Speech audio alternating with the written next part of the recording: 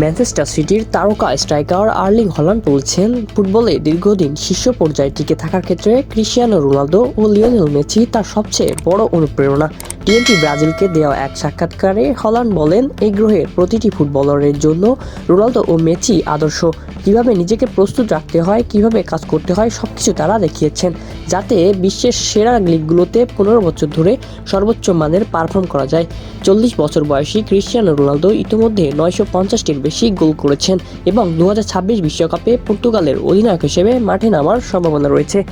অন্যদিকে 38 বছর বয়সী লিওনেল মেসি ইন্টার মায়ামির হয়ে দারুণ সময় কাটাচ্ছেন। 8বারের ব্যালন ডি'অর জয়ী এই তারকা ক্লাবটিকে প্রথমবারের মতো MLS কাপ জেতালেন এবং টানা দ্বিতীয় মৌসুমে MLS-এর সেরা খেলোয়াড় হিসেবে গোল্ডেন বুট জিতেছেন। হল্যান্ড বলেন, তারা দুজনই অনুপ্রেরণা দানকারী। বিশেষ করে রোনালদো নিজের জীবনযাপনে ও শরীরের যত্ন নেওয়ার বিষয়গুলো আমাদের সামনে স্পষ্টভাবে তুলে ধরেছেন। 40 বছর বয়সেও যেভাবে তিনি খেলা চালিয়ে যাচ্ছেন তা সত্যিই অবিশ্বাস্য। এটা মোটেও সহজ নয়। চ্যাম্পিয়ন্স লিগে সম্প্রতি রিয়াল মাদ্রিদের বিপক্ষে গোল করে আলোচনায় এসেছেন 25 বছর বয়সী হল্যান্ড।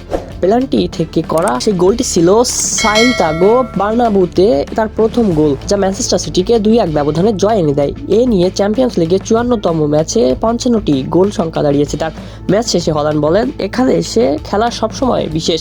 এই ক্লাবটি ইতিহাস ও সাফল্য অনেক বড়। বার্নাব্যুতে প্রথমবার জেতা এবং প্রথমবার গোল করা দুটোই আমার জন্য স্মরণীয়। এদিকে আগামী বছর প্রথমবারের মতো বিশ্বকাপ খেলতে মুখিয়ে আছেন হল্যান্ড। বাছাই পর্বে দুর্দান্ত পারফরম্যান্সের মাধ্যমে তিনি নরওয়েকে 28 বছর পর বিশ্বকাপে তুলতে গুরুত্বপূর্ণ ভূমিকা রাখেন। প্রতিটি ম্যাচে গড়ে 2 গোল করে দলকে বিশ্বমঞ্চে ফেরান এই নরওয়েজিয়ান তারকা। বিশ্বকাপ নিশ্চিত হওয়ার আনন্দে মাঝ মৌসুমে ব্যতিক্রমী উদযাপন করেছিলেন কিনা এমন প্রশ্নে হল্যান্ড বলেন, আমি সাধারণত বিয়ার পছন্দ করি না, কিন্তু সেদিন খেয়েছিলাম। 28 বছর পর বিশ্বকাপে ওঠাটা সত্যিই বিশেষ।